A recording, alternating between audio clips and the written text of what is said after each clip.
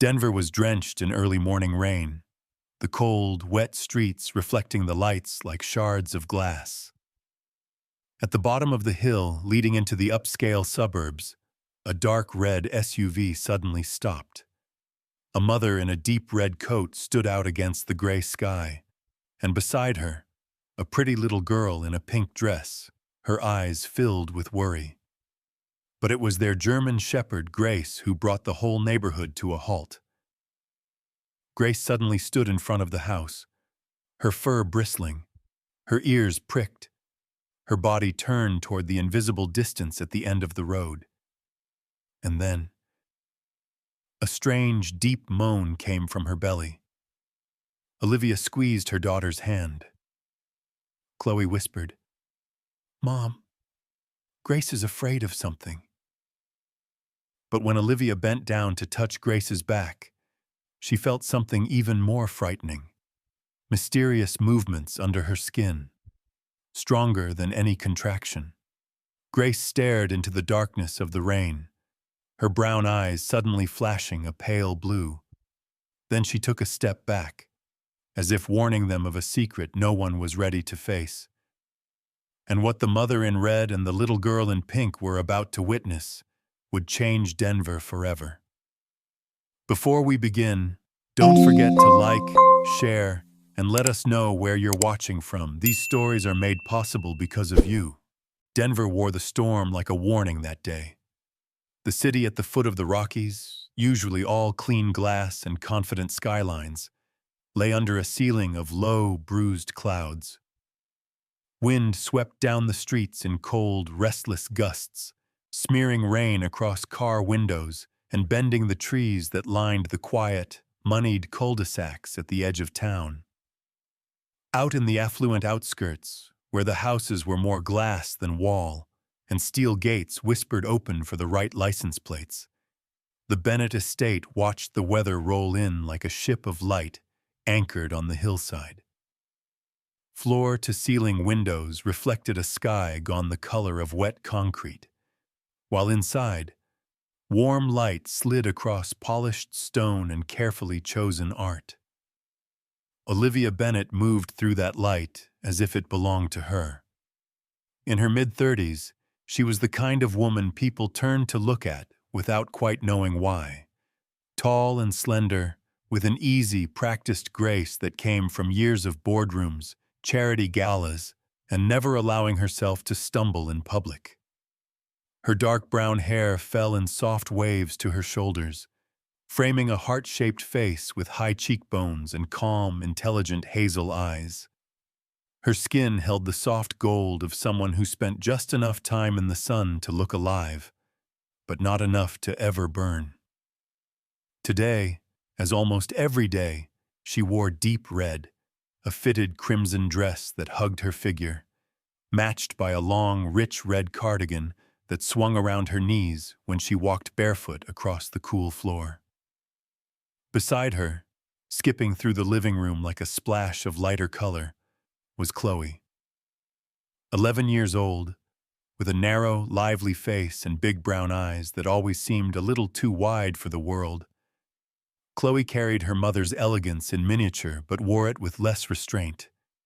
Her light brown hair was pulled into a slightly messy ponytail that bounced when she ran, and her skin still had the softness of childhood. She wore her favorite soft pink dress with tiny embroidered flowers along the hem, and fuzzy pink socks that slid on the floor and made her giggle. In the middle of their morning, between glass walls and storm-dark sky, lay Grace. The German shepherd was stretched out on a thick cream rug, like a guardian lion at rest, her black and tan coat glossy and well-brushed, her ears tall and dignified even in sleep. She was 5 years old now, full-grown and powerful, with the broad chest and intelligent dark eyes of a dog who thought before she moved. 2 years earlier, she had been nothing but a shaking shadow under a flickering light in an abandoned gas station parking lot.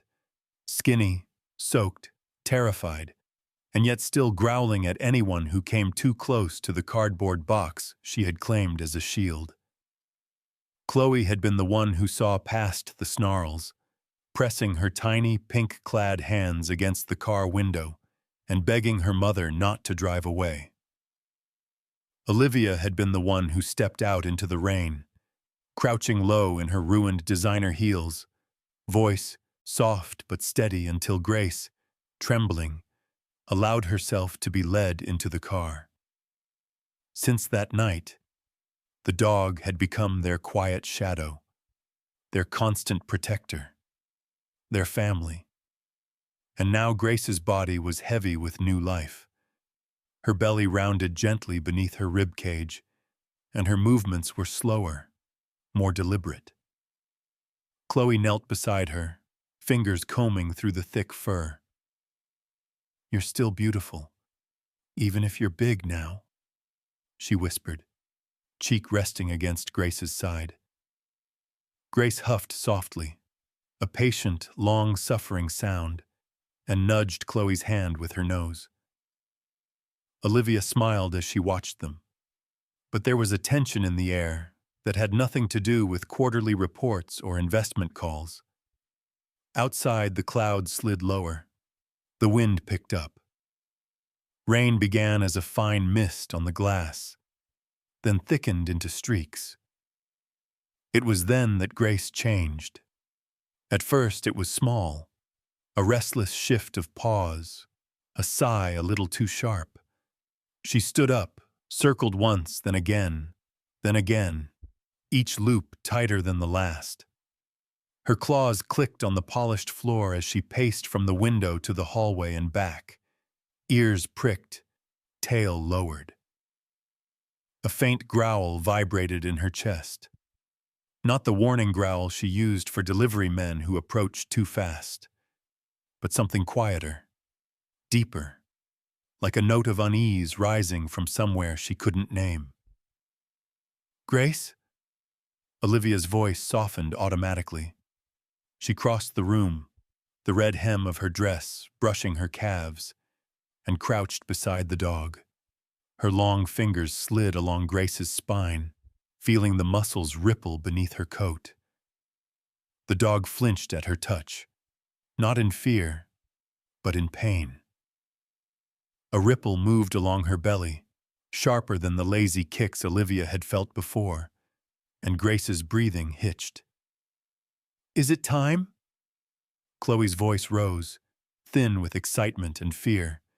She slid on her socks as she rushed closer, pink dress swishing. Grace didn't seem to hear. Her gaze was locked on the huge front window, on the gray blur of the world beyond. Her ears twitched at something neither human could hear. Another contraction gripped her, and this time she let out a low, keening sound that didn't sound like the powerful dog who had once chased a coyote off their property. It sounded almost haunted. All day, the tension climbed with the storm. The sky darkened from gray to charcoal. Thunder rolled, distant at first, then growing closer, folding itself around the house like a drumbeat. Grace refused food, refused her favorite blanket by the fireplace, refused to lie still for more than a few seconds. She pawed at the door, at the rug, at the corner of the room where shadows pooled. At one point, she stopped dead and stared at the glass, lips curling just enough to show the edge of white teeth, a growl thrumming in her throat at absolutely nothing. Olivia felt the unease settle into her bones. Money couldn't buy away the knot in her stomach or the tremor in her hands when she checked the time, again and again. She pulled her phone from the pocket of her cardigan and dialed the vet. Dr. Benjamin Miller had a voice like worn leather, calm, a little tired, with the steady patience of a man who'd seen more panicked owners than he could count. In his late 40s, he carried on his shoulders the quiet weight of someone who had dedicated his life to creatures who couldn't speak for themselves. A tall, slightly stooped man with graying dark hair and a perpetual 5 o'clock shadow, He had kind blue eyes framed by fine lines and big, capable hands that always seemed gentle, even when they were doing something that hurt. Years ago, losing a beloved dog in a botched emergency at another clinic had broken something in him. But instead of turning him bitter, it had carved out space for a relentless vow. He would never let an animal suffer if he could prevent it. "Olivia," he said when he picked up, recognizing her number. "How's our girl?" She explained the pacing, the strange growls, the tightening of Grace's belly. Lightning flashed outside, painting the rooms in white for a second, then plunging them back into shadow. Dr. Miller listened, and though his words were textbook calm, "It's common for them to be anxious before labor. Just monitor her, keep her comfortable." Olivia heard the slight change in his breathing when she mentioned the way Grace stared at the window, as if following something invisible. He promised to clear a room at the clinic, just in case, and they hung up. By evening, there was no just in case left. Thunder cracked directly overhead, making the glass tremble in its frames. Grace hunched near the door, sides heaving, drool hanging in strings from her jaws. A hard, relentless contraction seized her, folding her body around the pain. She let out a sound Olivia had never heard before, a broken, desperate cry that tore straight through the woman's polished composure. "That's it," Olivia said, her voice suddenly all steel beneath the velvet. In a flurry of red and pink, she grabbed the emergency bag Dr. Miller had insisted she keep ready, towels, a leash, a spare blanket, and motioned for Chloe to get her coat. Chloe's pink pajama pants stuck out from under her small, puffy pink jacket, her hair hastily pulled into a crooked ponytail. She clutched Grace's worn leather collar in both hands as they guided the dog down the hallway. Outside, rain slashed sideways across the driveway, plastering Olivia's hair to her cheeks and soaking the hem of her crimson coat in seconds. The SUV's doors thudded shut against the storm. Grace's claws scrabbled on the leather seats before she settled, panting, her head in Chloe's lap. The girl whispered over and over, like a mantra, "It's okay, we're here," though her voice shook. The drive through the storm felt endless. Headlights cut tunnels through the rain. The wipers beat a frantic rhythm against the windshield. Each bump in the road made Grace grunt in pain. Olivia's knuckles were white on the steering wheel. Her focus narrowed to the glowing sign of the clinic ahead. By the time they burst through the doors, Olivia's coat dripping, Chloe's pink hood askew, Grace half carried between them, the waiting room was nearly empty. The air smelled of antiseptic and wet fur. Dr. Miller, in his simple dark scrubs and white coat, looked up and was already moving before Olivia finished shouting his name. Within minutes, Grace was on a padded table in the bright delivery room, an IV line snaking from her leg, a soft strap around her muzzle she didn't fight. Machines beeped steadily. Lightning flickered against frosted windows. Chloe stood at Olivia's side, her small hand swallowed in her mother's grip, eyes huge as they watched the rise and fall of Grace's chest. "You're okay, girl," Olivia whispered, though the words were more prayer than certainty. Dr. Miller worked in efficient silence, checking Grace's heart, her breathing, the progress of the labor. His brow furrowed once, then smoothed out again, but Olivia caught it. "Is something wrong?" she asked, the edges of panic sharpening her voice. "Her contractions are very strong and very close together," he admitted, not quite meeting her eyes. "Could be stress, could be something else, and we'll get her through it." Time stretched. The storm outside became a dull roar, as if the world itself were holding its breath. Grace's body tensed again, harder than before, muscles rippling under her coat. She pushed, a deep, instinctive effort that shook her whole frame. "Okay, Grace," Dr. Miller murmured, moving into position. "One more. You're almost there, girl." Olivia and Chloe leaned over the table, tears in the girl's eyes, fear in the mother's throat. With one last, shuddering push, the first puppy slid into the vet's waiting hands, slick and small and squirming. For a heartbeat, the only sounds were Grace's gasps and the soft, wet rustle of the towel as Dr. Miller wiped the tiny body clean. Relief flooded Olivia's chest. She felt Chloe's grip loosen in her own. "Is it okay?" Chloe whispered. Dr. Miller didn't answer. His hands, stilling for the first time that night, froze around the newborn. Slowly, as if compelled, he lifted the puppy into the light. Olivia's breath caught. The fur wasn't the damp, dark fuzz she expected, but a pale, silvery coat that seemed to catch and bend the fluorescent light like liquid metal. The pup's eyes, impossibly, were already cracking open, not the cloudy blue haze of a newborn, but a strange, pale glint, as if something were already awake inside. It let out a sound that wasn't quite a whimper, not quite a cry, a thin, eerie note that raised goosebumps along Olivia's arms and made Chloe press closer to her sit-down. Dr. Miller's face had gone a shade paler. Lines of disbelief carved deeper into his features as he stared at the small thing in his hands. Olivia saw his throat work as he swallowed. The room seemed to narrow around them, the beeping, the storm, the world outside, all fading to the silver shimmer of that tiny body and the haunted look in the vet's eyes. When he finally spoke, his voice was barely more than a whisper, rough and cracking at the edges. "Olivia, Chloe," he said, unable to look away from the pup. "These aren't normal puppies." The storm thinned into a cold, uneasy drizzle by the time the first silver-furred newborn was placed into a heated cradle.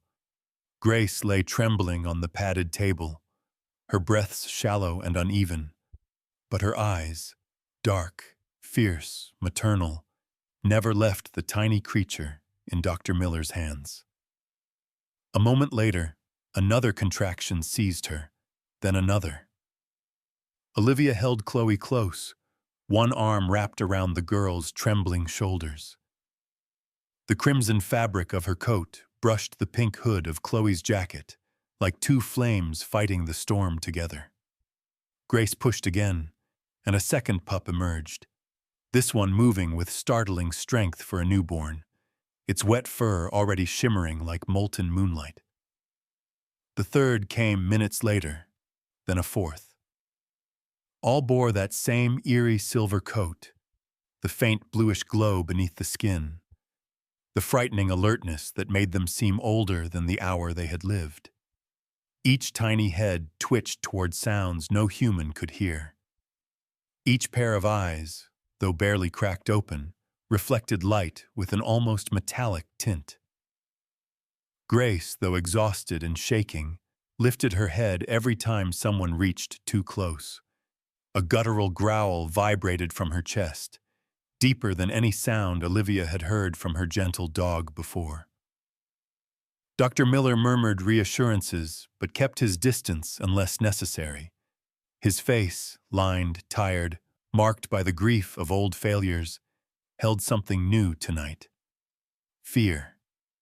Not of the puppies, but of what he couldn't explain. Once the pups were stable, he quietly excused himself. "I'll be back," he said softly, but his voice hovered between duty and dread. He slipped a small vial from the delivery tray, the liquid inside holding traces of blood and amniotic fluid. He didn't mention it aloud.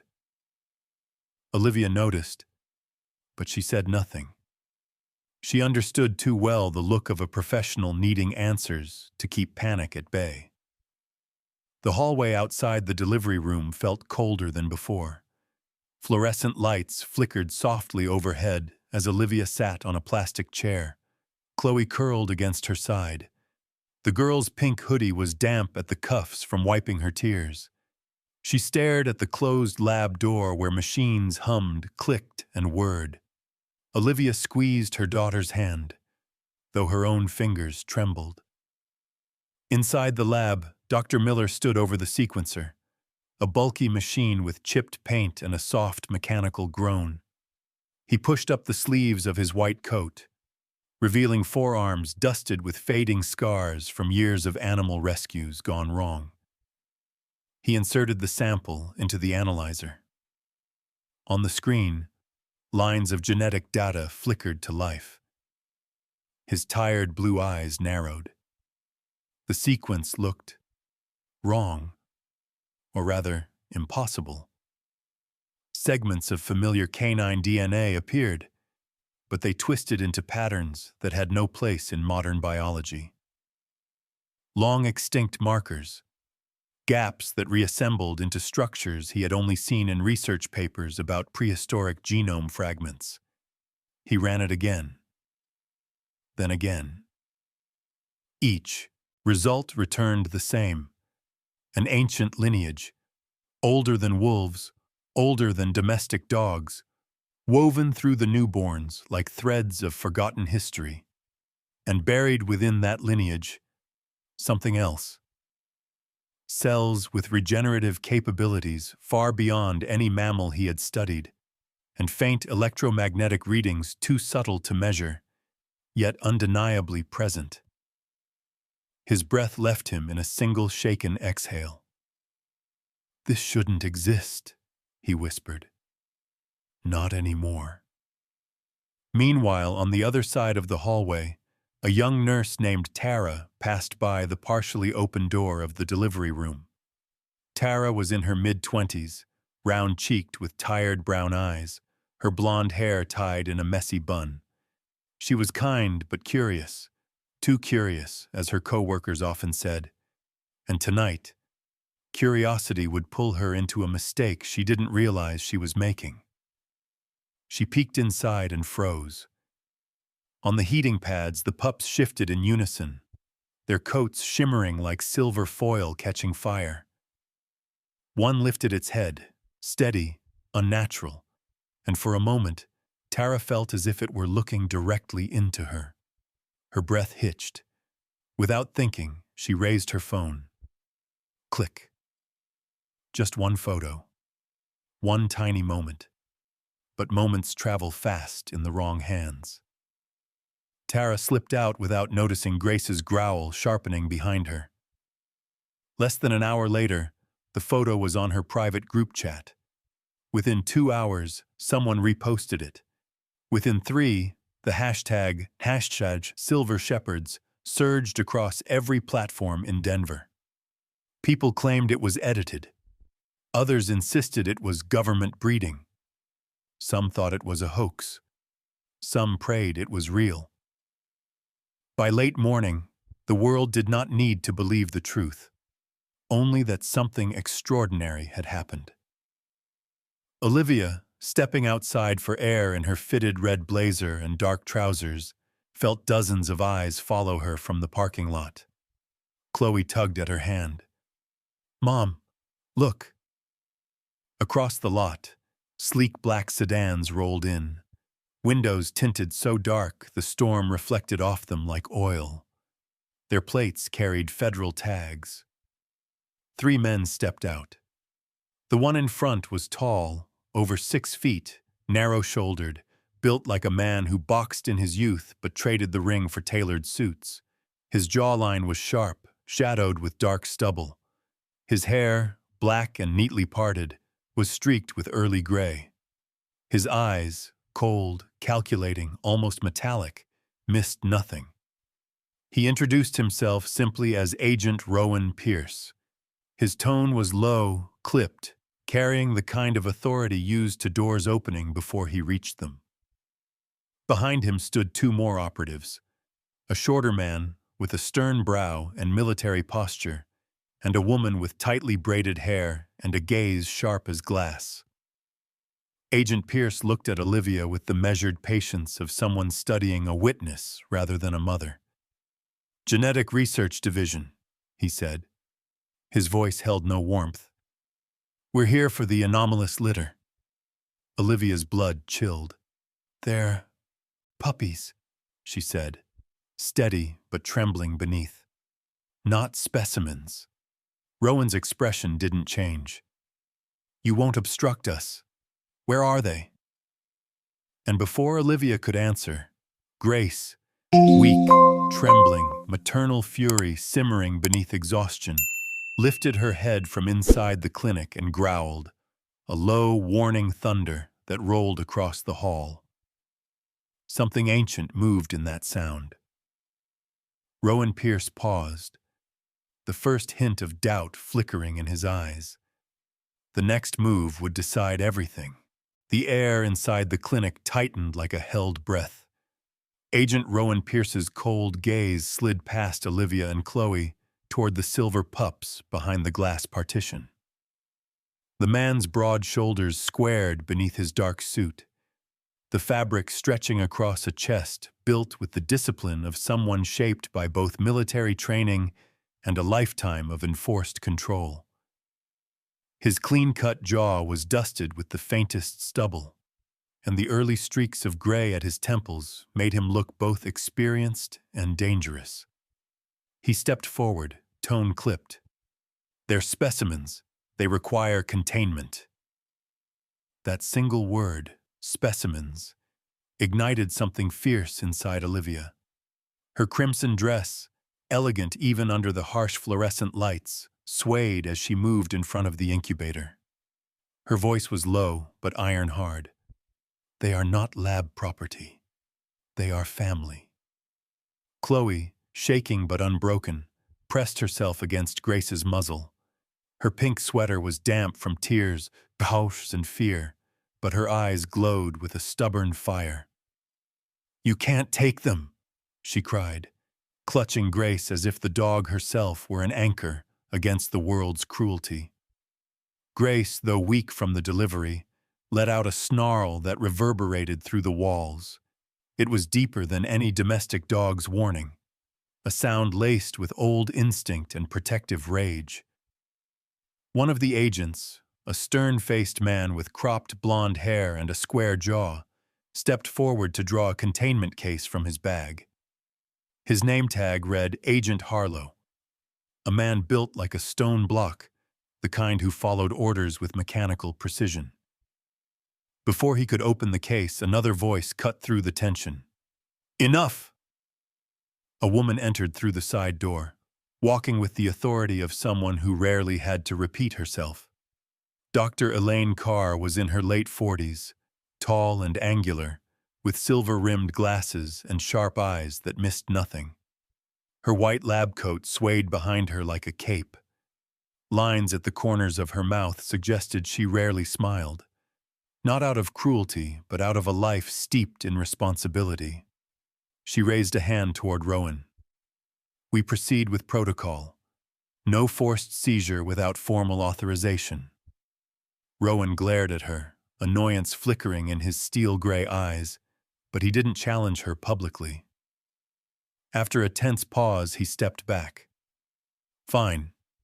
We return at sunrise with the necessary orders. This isn't over." Olivia's heart hammered. Chloe clung to her hand. Grace growled low until the agents retreated down the corridor. When the heavy doors finally closed behind them, Dr. Miller exhaled shakily, his hands trembling. His brown hair, already messy from hours of stress, fell over his forehead as he leaned in to whisper urgently. "You don't have until sunrise," he said. "If they take those pups, you'll never see them again. You must leave tonight."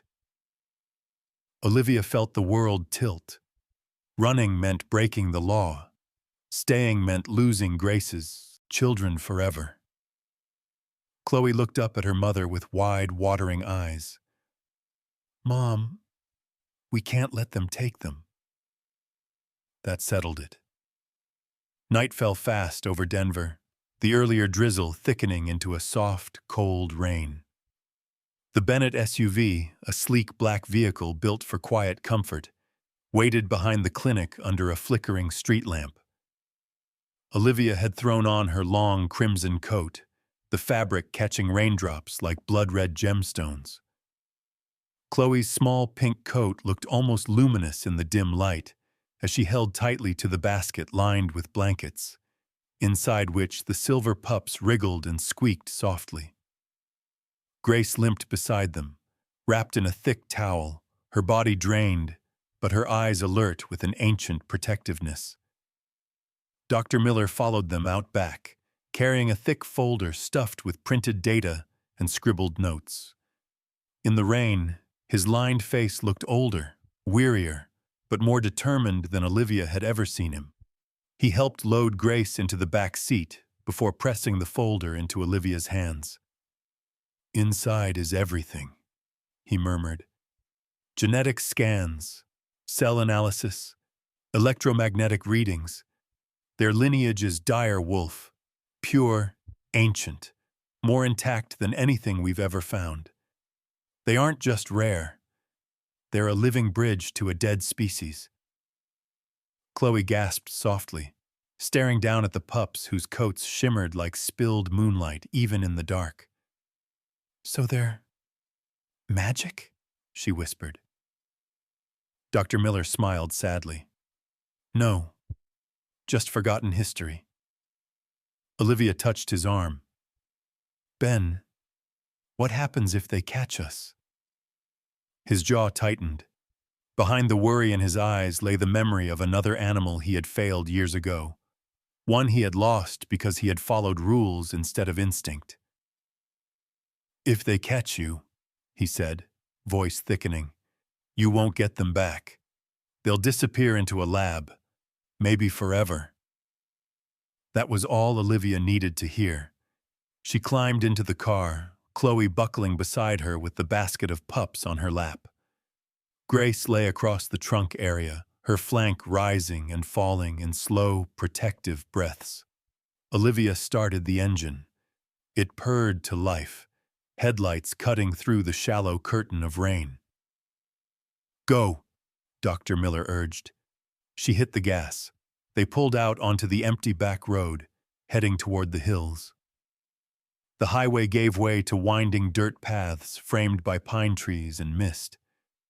Hours later, they reached the old family farm, a weathered wooden structure tucked between rolling hills and darkened forest. The place smelled of dry hay, old timber, and long-forgotten summers. Olivia unlocked the barn with a trembling hand. Inside, by lamplight, they arranged blankets in an old horse stall. Grace settled in the center, curling around her pups as they nestled against her warm belly.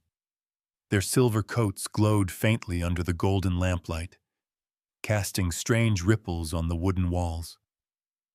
Dr. Miller arrived shortly after, his own car engine coughing as he parked beside the barn. He strode in carrying the folder once more, flipping through pages as the lantern flickered across diagrams and coded markers.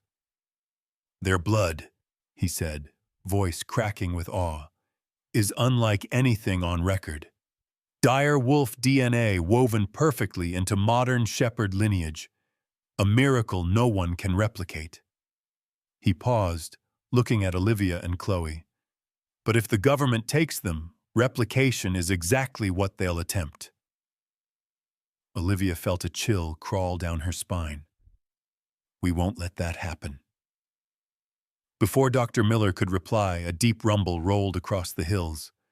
Not thunder, engines, multiple, growing closer. Headlights flickered through the cracks in the barn walls like pale ghosts. Chloe grabbed Olivia's arm.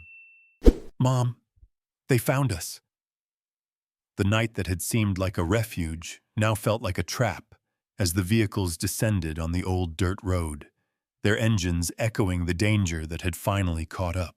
The engines grew louder as beams of white light carved through the dark treetops, flooding the muddy clearing in front of the old Bennett barn. The rain had slowed to a mist, but the air remained thick with the metallic scent of wet soil and approaching danger. Olivia stepped into the barn doorway, her long crimson coat clinging damply to her frame. In the lantern glow, she looked like a flame refusing to be extinguished. Her posture was straight, unwavering, the kind of quiet defiance born not from pride, but from the primal instinct to protect what mattered. Chloe pressed close behind her mother, her small figure wrapped in a pink raincoat now darkened by moisture. Her cheeks were red from crying, her big brown eyes swollen but fierce. She stretched her arms as if she could shield Grace and the pups with her tiny frame alone. Inside the stall, Grace stood rigid, mother wolf instinct blazing through her exhausted body. Though her flanks still bore the strain of birth, the German shepherd held herself tall, ears flat, tail low, but her eyes, dark, alert, never left the barn entrance. A ridge of raised fur ran along her spine, her jaws parted just enough to show her warning. The pups nestled behind her, their silver coats shimmering faintly like cold, moonlit metal. The vehicles stopped. Doors slammed. Shapes moved. The men and women approaching were not the hesitant operatives from the clinic. They moved with heavier boots, thicker jackets, and the trained quiet of people accustomed to operating in shadows. Rowan Pierce was the first to emerge from the glare of headlights. The harsh light accentuated his sharp cheekbones, his square jaw set so tight it looked chiseled from stone. His dark coat, slick with rain, billowed behind him like a wing of ink. His gray-flecked hair clung to his forehead, but his posture remained rigid and commanding. He held a sealed envelope in one gloved hand, the court order he had promised. "Step aside, Mrs. Bennett," he said, voice calm but cold enough to frost the air. "We are authorized to seize the anomalous litter for containment. This is for public safety." Beside him walked a new figure, a woman with a severe jawline, cropped black hair, and eyes that moved with predator-like precision. Agent Mara Duval, Rowan's second in command. She was in her late 30s, muscular in a compact way, with a scar running from the point of her chin to the hollow of her throat, faint and pale, a ghost of a wound that hinted at a violent past. She carried the metal containment crate, a reinforced, silver-colored box with small ventilation slits and magnetic locks. With each step she took toward the barn, Grace growled deeper, a low rumble that made the floorboards quiver. Mara said nothing, but her fingers tightened on the handles. Another operative stepped forward, Agent Levin Ward, a tall, angular man with thinning blonde hair and the kind of haunted expression worn by someone who had spent too many nights following orders he didn't agree with. His narrow blue eyes flicked from the pups to the mother dog to Chloe, then onward to Rowan, his jaw tightening in what might have been reluctance. But Rowan's glare kept him silent. "Move," Rowan commanded again. Olivia did not move. "You're not taking them." The tension rippled outward, pressing against the walls of the barn. Lightning flashed distantly over the hills. When Mara took one more step forward, Grace reacted. The German shepherd launched with a burst of strength far beyond what should have remained in her weakened state. She hit the ground in front of the door like a shadow tearing itself free from the dark. Her snarl exploded into the night as she lunged toward Agent Levin. Not to maim, but to warn. Her teeth clamped onto the padded edge of his pants, yanking him off balance and sending him crashing backward into the mud. Levin shouted, scrambling to pull away while not harming the dog. Mara immediately stepped forward, reaching for the stun baton at her belt. But Chloe's voice cracked the air first. "Don't hurt her!" The little girl's cry, small, desperate, trembling, cut through the chaos like a knife. Levin froze mid-reaction. Even Mara hesitated. Rowan, though, did not. "That animal is unstable," he snapped. "We proceed." He stepped forward, raising his hand to signal the agents. Before anyone could advance, a new figure rushed from the shadows at the barn's far side. Dr. Benjamin Miller burst into the clearing, soaked through from the downpour, his white coat plastered to his clothes. His glasses sat crooked on his nose, and his normally calm blue eyes blazed with a rare conviction. He lifted the thick folder above his head as if it were a shield. "Stop!" he shouted, voice echoing across the wet fields. "These animals are now registered under the Wildlife Preservation Act. They are legally protected." Rowan spun to face him, disbelief and fury colliding in his expression. "You forged—" "I filed it," Miller cut in sharply. "Every genetic anomaly, every sequence, every ancient marker. They qualify as an endangered lineage. You shoot them, take them, hurt them. You violate federal law and every conservation protocol in existence." A heavy silence fell. Even the rain seemed to pause. Grace stood panting in the doorway, her eyes fixed on Rowan like she sensed the shift in power. Rowan's jaw pulsed. He stared between Miller, Olivia, the glowing pups, and the agents waiting for orders. Finally, with a voice full of restrained rage, he hissed, "This isn't over." He signaled his team. They retreated, not quickly, not fully defeated, but falling back into the shadows like predators choosing to wait for a better moment. But as the last headlights faded from the clearing, Chloe tightened her grip on Olivia's coat sleeve. "Mom," she whispered, "someone's still there." On the hill above the barn, half hidden behind dripping pines, a single glint flickered, like the reflection off a lens. Watching. Waiting. Unmoving. Whatever had come tonight was not gone. It had simply stepped deeper into the dark. Morning broke slowly over the Bennett farm, the first thin lines of sunlight slipping between the warped wooden slats of the old barn. The storm had passed, but the air still smelled of damp earth and pine sap. Inside, Olivia stood near the stall door, exhaustion settling into her bones like a second skin. Her crimson sweater, wrinkled, rain-stained, but still fiercely red, hugged her frame as she took a long breath to steady herself. It would be the hardest day of her life. Chloe approached her mother quietly. The girl's pink jacket hung heavy on her small shoulders, her brown eyes still swollen from the night before. Yet something new lived behind those eyes, a maturity earned in hours far too heavy for a child. Olivia crouched and wrapped Chloe in her arms. "Love," she whispered softly, "sometimes means protecting from afar." Chloe's chin quivered, but she nodded, burying her face briefly in the crimson wool. "As long as they're free, I can handle it." Grace lifted her head at the sound of their voices. The German Shepherd looked stronger this morning, her ears forward, her posture tall despite exhaustion.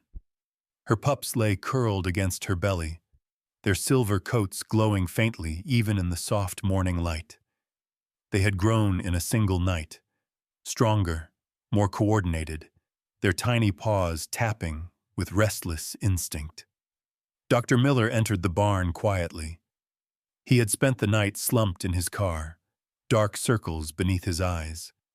His scrubs were wrinkled, and a stubborn lock of brown-gray hair stuck to his forehead. Yet when he stepped inside, there was purpose in his movements. He carried a satellite phone, weathered and military grade. "They contacted me," he said, voice low. "The sanctuary, deep in the northern range. They'll take Grace and the pups." Olivia's heart twisted. Under what conditions? "Everything erased," Miller answered. "No contact, no location, no records. Once they leave with the pups, they disappear." The veterinarian's voice faltered. "But they'll be safe." Grace stood as if she understood the words, brushing her muzzle gently against Olivia's hand. The decision was made. Within an hour, they were on the road. The Bennett SUV wound through the mountains, climbing narrow roads that wove between sheer cliffs and towering pines. The higher they climbed, the thicker the fog grew until the world outside seemed carved from drifting silver. Grace lay in the back, Chloe beside her with the basket of pups nestled against her chest. Every so often, a pup lifted its head, its tiny ears twitching toward something not audible to human ears. Halfway up the trail, a sharp electronic chirp broke the quiet. Chloe gasped as a drone appeared in the rear window, sleek, black, fast. Its camera lens glinted with cold intelligence. Olivia's pulse spiked. "Hold on." She pressed harder on the accelerator, the SUV groaning as gravel scattered beneath its tires. The drone matched, their every turn, every acceleration. Grace growled from the back, a low warning that vibrated through the car's interior. Suddenly the silver pups stirred. Their tiny bodies tensed, fur lifting as if charged by static. A faint hum, soft, rhythmic, filled the SUV, vibrating the windows. Then, without warning, the drone's lights flickered. Its engines stuttered. And in an instant the machine spiraled downward, vanishing over the cliff's edge. Olivia stared ahead, shocked. "Did they do that?" Dr. Miller, gripping the dash, whispered, "The electromagnetic signatures in their cells. They must have interfered with the drone's systems." Grace licked her pups gently, as if proud. Farther into the mountains, the road narrowed into a dirt path. A cluster of figures waited near a fallen log that marked the entrance to a hidden valley. They did not wear tactical gear, nor did they carry weapons. Instead, they wore rugged mountain jackets and hiking boots. One of them, a tall woman with weathered tan skin, a knitted beanie, and calm dark eyes, stepped forward. Her name was Isla Warren, mid-40s, with the sturdy build of someone who spent years trekking through wilderness. Soft scars crossed her knuckles, mementos of rescuing creatures most people never knew existed. Her voice was gentle but strong. "We've been expecting you." She knelt at a respectful distance from Grace. The silver pups peeked over their mother's forelegs, their bright blue-silver eyes reflecting Isla's face. She bowed her head in quiet reverence. A lineage thought dead. "We'll protect them." Papers were signed on the hood of the SUV. Olivia's hands trembled as she wrote her name, sealing a future she would never again be allowed to see. Chloe knelt to hug each pup goodbye. Her tears soaked through their fur, but the pups nuzzled her gently, as if memorizing her scent. That night, the valley glowed under a bright winter moon. Olivia and Chloe sat on a flat stone overlooking the clearing. Two silhouettes, one crimson, one pink, against a sea of emerald trees. Grace stood on a rocky ledge above the valley floor. Her pups gathered around her paws. Their silver coats shimmered like living starlight. Then, lifted by instinct older than history, Grace raised her head. A long, haunting cry poured from her throat. Not the bark of a dog, nor the howl of a wolf, but something between, something ancient, something beautiful. One by one, the pups joined her. The harmonious howl echoed across the cliffs, vibrating through pine needles, drifting into the night like a sacred lullaby. Olivia covered her mouth, tears streaming. Chloe leaned into her side. From behind them, Isla spoke softly. They'll live wild, free. And when your daughter is older, we'll send a sign. Just a small one. Enough for you to know they're still out there. Olivia smiled through her grief and wrapped her arms around Chloe. Two bright colors, red and pink, held together in a sea of green. The valley swallowed the last echoes of the howl, and the story became a secret the mountains would keep forever. Sometimes, miracles do not arrive as thunder or lightning. Sometimes, they come quietly, wrapped in fur, lit by moonlight, carried by the breath of a mother who refuses to give up. What happened to Grace and her silver-coated pups reminds us of something deeper than science. That creation still holds secrets, that God still works in ways our eyes cannot always see, and that love, real love, is the greatest miracle He ever placed in our hands. And maybe in your own life there are small wonders you've overlooked. A moment of kindness, a second chance, a whisper of protection when you needed it most. Hold on to these things. They are living proof that God has not forgotten any of us. If this story touched your heart, please share it, leave a comment, and subscribe to the channel so more people can feel the warmth of these miracles. May God bless you, guide you, and keep you safe, today, tomorrow, and in every quiet moment when you need His light most. Amen.